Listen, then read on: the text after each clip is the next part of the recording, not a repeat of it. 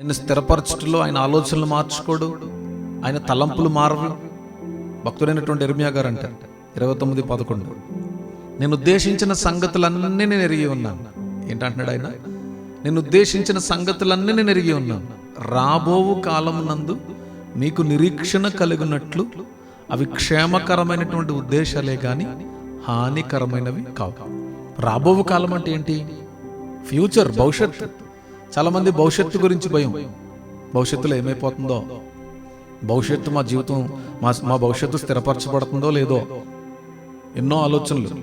భవిష్యత్తు కోసం ఎంతో తర్జనా భర్జన అయిపోతూ ఉంటారు. కానీ దేవుడు ఏమంటున్నాడు తెలుసా?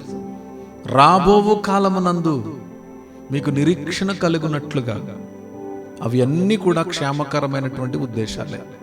అది పరిచర్య విషయంలో కావచ్చు, కుటుంబ విషయంలో కావచ్చు, బిడల విషయంలో కావచ్చు, ఏ పరిస్థితుల్లో అయినా భవిష్యత్తు గురించి మనకు తెలియదు. కానీ మన భవిష్యత్తుని క్షేమకరమైనటువంటి ఉద్దేశాలతో దేవుడు స్థిరపరచబోతున్నారు. ఆమేన్ చెప్పాలి.